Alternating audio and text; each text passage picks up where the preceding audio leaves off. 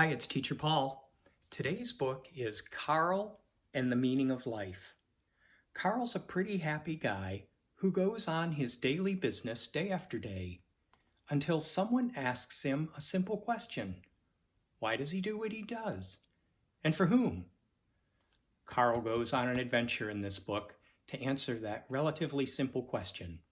By the end of the book, he's figured it out, and you will too. I hope you enjoy the story. Carl and the Meaning of Life by Deborah Friedman. Carl was not a bird. Carl was not a bear or a beaver. Carl was an earthworm.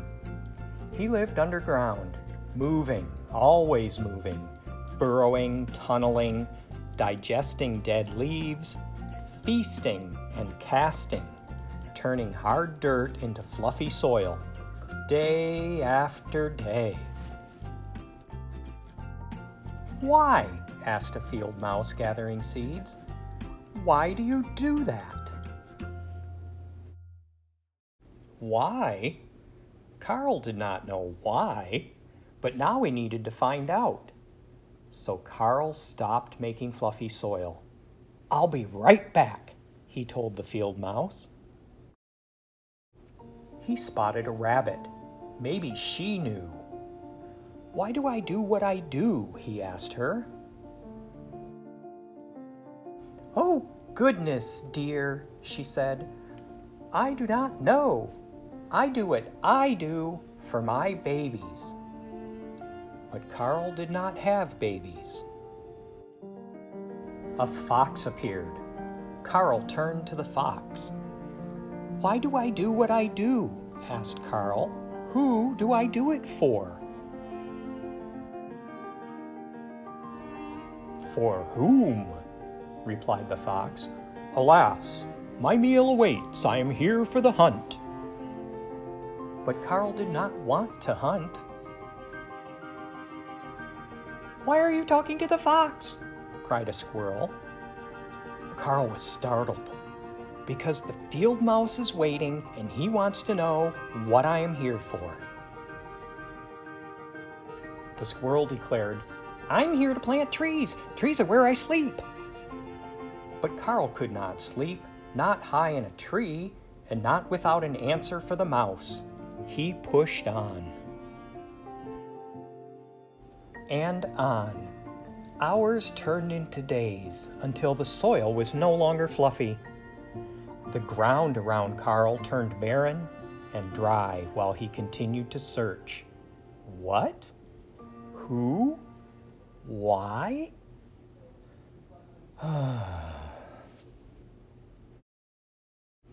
But the birds had flown off to find grasses and fluff. The bear trundled away to look for berries. Soon there was nobody left to talk to. "What about me?" called Carl. The clouds were silent. So was the air. "I will never find out," he sniffled. Then Carl heard his sniffle echo, followed by a squeak. "I can't find any grubs," a voice cried. It was the saddest ground beetle he had ever seen. Carl peeked under a stone. No grubs. Then he poked at the dirt. It was hard, like a rock. Where was his fluffy soil? Suddenly, Carl knew what he needed to do. "I'll be back," he promised. For hours into days, weeks into months, Carl munched, digested, left castings untunneled, and turned that hard dirt back into rich soil. "You made my seeds grow," said the mouse. Clover blossomed once again, and the rabbit came back with her kits. The squirrel returned to plant new trees. The fox was lured by the hunt. All of them able to do what they do. How? Well, why not ask Carl?